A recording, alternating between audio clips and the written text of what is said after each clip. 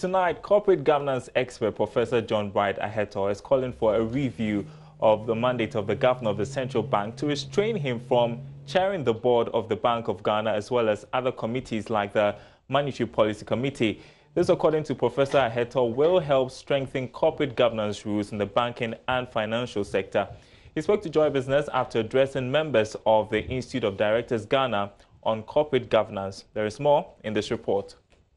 The governor of the Bank of Ghana currently chairs the Monetary Policy Committee of the bank as well as the Board of Directors. However, many financial players have described it as inappropriate since the governor does not report to anybody except the president. The Bank of Ghana, however, launched a corporate governance code for banks and financial sector institutions last year to enhance the credibility of the sector. Governance expert Professor John Aheto believes the law can be changed to make the governor a member of the board instead of the chair. They themselves are not. As I pointed out, the governor is chairman of this, is chairman of this, is chairman of that. It's not good corporate governance. Somebody must supervise him. So it looks like he is not accountable to anybody, except maybe the president who appoints him. And that should not be. The president should not be the reason why things are working. And he should not be working to the president. He should be working to a board. But the board, he is above the board. Technically, he can disregard the board and nothing will happen to him, as long as he's beholden to the president, which becomes a political issue. But we need to look at that law that makes him the governor, the chairman of the board, and the chairman of the monetary. On his part, President of the Institute, Roxanne Dogbega, urged the Bank of Ghana to ensure full implementation of the corporate governance code issued to commercial banks. Beyond the issuance of codes, otherwise beyond the laws, we need what we call implementation, compliance. We must comply to the laws and implement it. And it is the implementation which is killing us softly as a country. So it is not only in the banking sector that has a problem. It is a nationwide issue. It is a sectorial-wide issue. It is something that even goes beyond private organization. It's affecting our DNA. It's a cultural issue. The lack of compliance, the lack of implementation of policies is what is lacking. Members of the Institute called on the media to support the quest by the private sector to improve corporate governance in the various institutions in the country. The Ghana Real Estate Development Association, GREDA, has warned that the poor performance of the city may soon affect mortgage costs, causing an increase in prices. President of GREDA, Patrick Ebobonfo, noted that consumers might soon bear the brunt of the city's poor performance. He spoke to Joy Business at the association's annual breakfast meeting. Meeting brought together stakeholders in the housing industry to dialogue on crisis in the housing sector and the way forward. One of the key issues discussed was the high cost of housing as one of the reasons for the housing deficit in Ghana, which currently hovers around 2 million. President of the Ghana Real Estate Developers Association, Patrick Bonfo, explained that although developers have been absorbing the extra cost of production, the burden might soon be put on consumers should the city continue to fall. If the situation were to be different, where we were using 80% materials, local materials, then the variation wouldn't be much. You see, currently, like I said, the market is stagnant, and so developers are not able to increase prices as much as they would want. So they are absorbing, these costs, and that means that the bottom line, the profit, margins, will be, affected. If it should continue, it will affect all businesses. I would even say just definitely. He added that the lack of proper legal framework for the mortgage value chain restricts banks from investing in real estate. The Home Finance Act of 2008, 770, unfortunately has some issues. It is intertwined with the 1972 mortgages decree.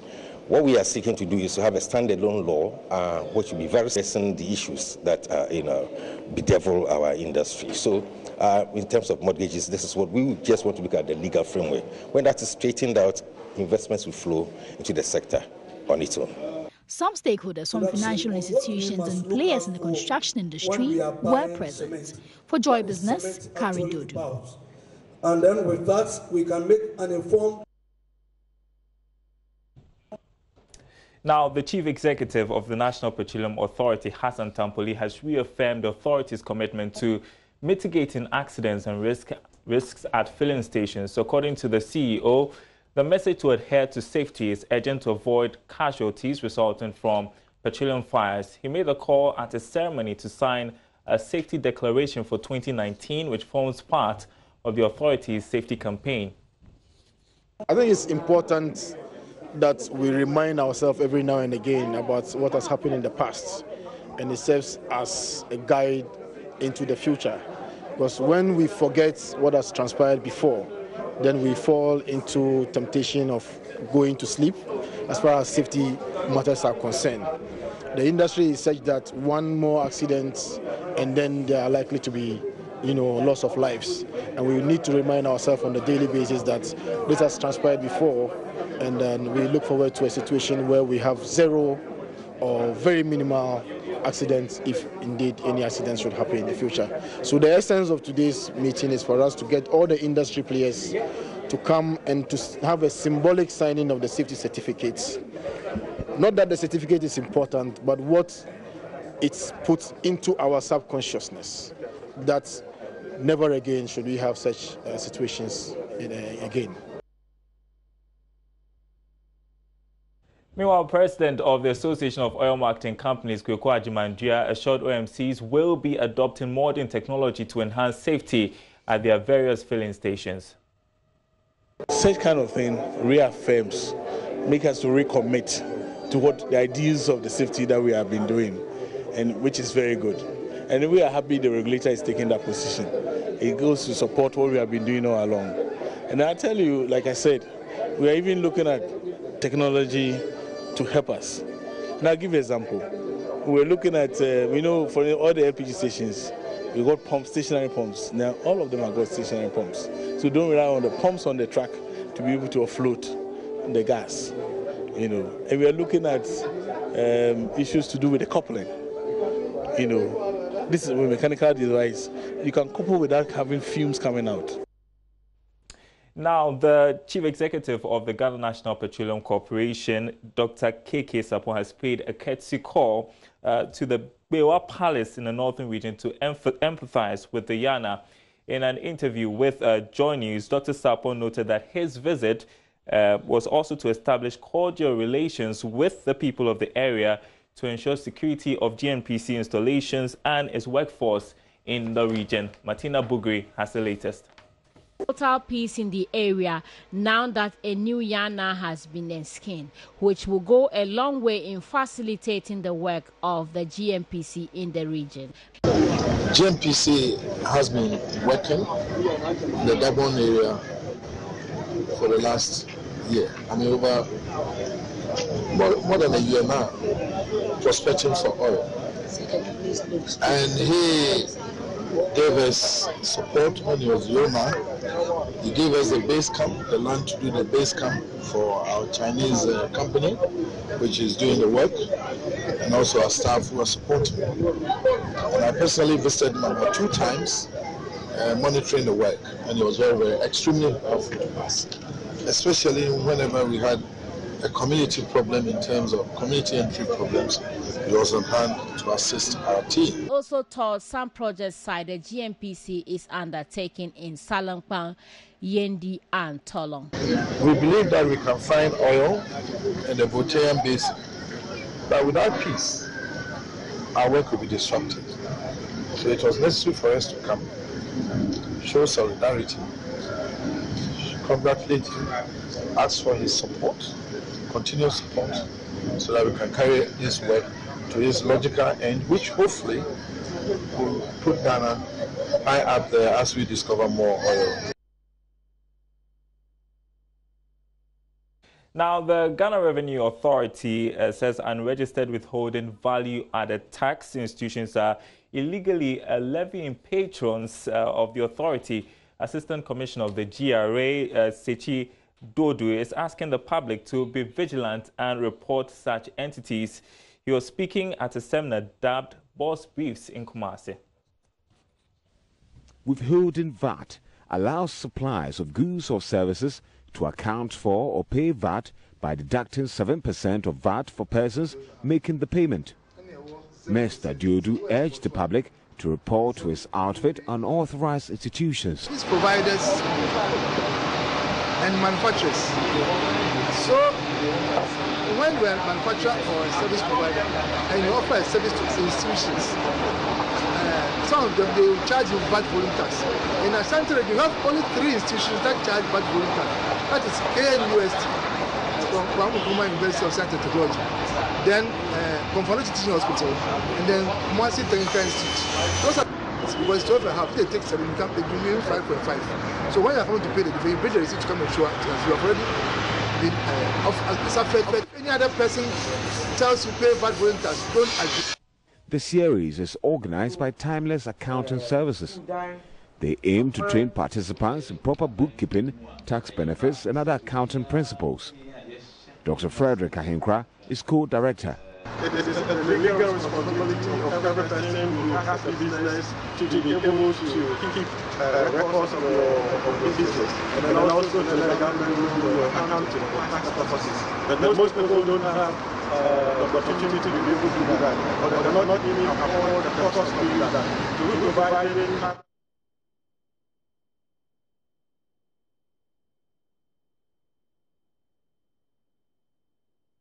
You're watching Business Live on JoyNews. Now, a new Bank of Ghana report has shown that the economy is heavily dependent on external factors. Now, the report has also revealed that the economy could crumble if, at any point in time, these external factors are not favorable to the country. There is more in the following report.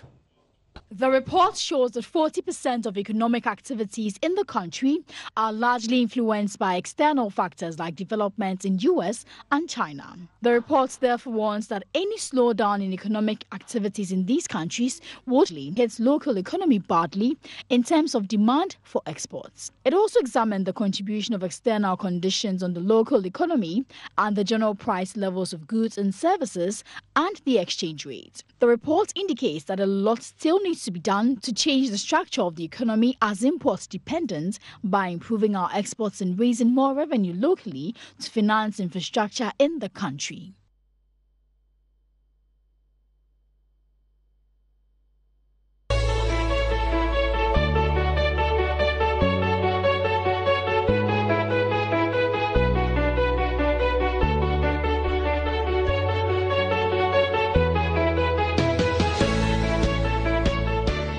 All right, so let's have some more discussion on the story brought to you about the new Bank of Ghana report, which suggests that the economy is heavily dependent on external factors. And like you heard, the Bank of Ghana is saying that if at any point these factors are not favorable, then the economy could crumble. Well, joining me in studio is Joy Business researcher Philip Namfori, who has been reading through bits of the report. Great to see you, Philip. Yeah, Darryl, thank you. So, I mean, what does the report essentially say? Okay, I'll start off with this. You mentioned dependent. I will not use the word dependent. I will say influenced. We are more or less, in very layman's language, at the mercy of external factors, but not to a very high or significant amount. You know, there's always an argument, especially in run-up to elections, where we have political candidates making the arguments that they will fix certain situations. Yes, certain problems can be fixed by us in Ghana here, but others are dependent on what happens in other countries. And I know on this show I've said before that, for example, the US and its Federal Reserve also, if they hike the interest rates, it affects us because you have investors moving from frontier markets like Ghana's and emerging markets to the developed markets to invest, and that outflow affects us. We also have the strengthening of the US dollar, not only from the rate hikes, but other factors because of the demand and supply of it or the use of it on the international front. We also have, in this same report, the increase in the value of dollar or the strengthening of oil, I beg your pardon. So all these factors seem to affect 3 dynamics from the report: GDP, exchange rates, and inflation. Okay, and so you didn't want to use the word dependent, yeah. Influence. So is it exaggerated if we say that the economy could crumble if these influences or external factors are not in our favor? Okay, I wouldn't say crumble. We'll have challenges. Remember, prior to us going to the IMF 2015, we had a commodity price slump, which saw us, the value of our what we export, its value reduce in terms of what we get. So that was one factor. And if you have oil prices increasing, obviously we're not there yet where we export a lot. We still import quite a number. So all these things go to affect us. And what the authors of the report or the working paper are saying is that we need to increase what we are doing domestically. Okay. And then they mentioned a few things, with your permission. Fiscal discipline, and we've seen the government putting efforts with regards to that. The Fiscal Council and the Fiscal Responsibility Law, etc. We also see reduction in external debt, I beg your pardon, and building forex buffers. All these things can be done in 1 year or two. It takes some time to do that. So what the authors of the report are saying is that we need to increase these so that we dampen. The word here is dampen the effects of what will happen elsewhere last year. But can we, I know we live in a global village, that's what they say, can we ever do without the US and China? Are there any other alternatives? No. Simple answer, no. You can't do without them. I mean, the world is a global village. Even they can't, to an extent, do without us, because obviously we export some stuff to them. There's, for example, cocoa, chocolate processing is one example. So we can't do that like that. But then the effects on ours, if we have some sort of innovation or a challenge, it doesn't really affect them as if they have, will affect us. And that's where the problem is. So we have to do more to improve our fortunes. So what's the point here then? I mean, if we can't do without them and there's this warning coming up, I mean, much of our economy, I mean, if it should succeed, would have to do with these other people, these other factors. What's the point? And so this is what the authors are saying, that we need to increase what we are doing here. And they listed a number of things there, fiscal discipline. But you know, normally we achieve this for a certain framework, maybe an IMF program. After a few months, it's out of gear again, and then we are back. So we have to, it's all about sustenance. It has to be sustained over a long period of time. And we'll be fine and we'll go. But in terms of trading, etc., we can't do without international bodies. All right, Philip Namfui, thanks for your insight as always. Now, let's still stay in the financial space, because savings and loans companies that had their funds locked up at the Consolidated Bank have confirmed receipt of the part of their monies. Now, the Bank of Ghana last month announced that it has started paying out monies to their depositors after it witnessed some improved liquidity in operations. Now, some savings and loans companies over the past months, as if you're following the news, would have realized, have been struggling to meet depositors' funds. Now, Executive Secretary of the Association of Savings and Loans Companies, Chunebwa Kodria, has been speaking to Joy Business. Some of the members have started receiving their funds from CBG. What it means is that if hitherto you couldn't access anything from the institution, those who have received some funds from CBG will started also receiving some funds, even though they may not be able to pay fully, which we are all aware of the liquidity situation in the whole nation. But we expect that it will improve going forward. And once confidence of customers begin to build up, then deposit will also begin to rise. As we speak now, customers are sitting on the fence, not knowing what was going to happen. But we want to tell the customers that go back, do the business you have been doing with your preferred institution. But of course, we will all need to help in the process, making sure that a repeat of what happened yesterday will not happen. What does this payment of funds again mean for confidence building? Because now people understand and appreciate that after all, the money has not flown to Burkina Faso, but the money was there. Yes, the money that the CBG paid to some of the institutions, even though it's not enough to solve all the problems. Now, Chief Executive Officer of Tamana Rice Mill, Issa Shaibu, is lamenting the destruction of hundreds of hectares of rice farms belonging to his company by annual bushfire occurrences. Now, he said between 2016 and 2018, the situation led to a production shortfall affecting the company's fortunes. Martina Buge brings us more.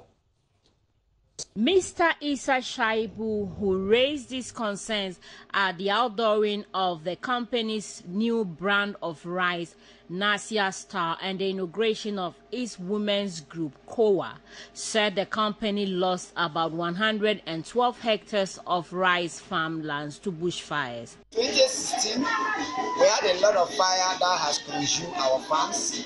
2017, we also have a fire incident that also has consumed the fire, the rice, so we're not able to harvest. And the challenge that we are also facing is financially to the women, because the girls, they need a lot of finance to be able to buy a lot of the rice to process and also sell to the public. The municipal chief executive for the West Mamprisi municipality, Abu Mohammed, said rice production is an untapped resource Ghana is yet to discover. It's already supporting in the first place, we have sent some proposals or profiles to the Ministry of Trade industry. And I quite remember they've made a number of visits to inspect the factory. So, by and large, Summer Foundation is very new to I quite remember when this initiative was moved by the government. This factory was already in place, and the little support and encouragement we have given to Summer Foundation, that may be the result of what you are seeing this afternoon. Mr. Issa Shaibu, who raised his concerns at the outdooring of the company's new brand of rice, Nasia Star, and the inauguration of its women's group, COA, said the company lost about 112 hectares of rice farms to bushfires. 300 women that we have formed, they are from 16 communities in 2 districts, Sabulugu, Nanchong, and West Mamprisi municipality. And in all, these 300 women were trained how to produce or how to process a very good, hygienic, and this modern processing of rice. So in order for us not to leave the women out of the business, we have also trained them in order to empower them.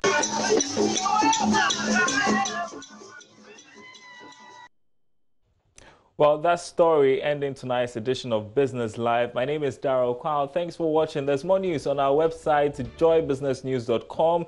And we'll be back same time tomorrow. Do stay tuned to Joy News.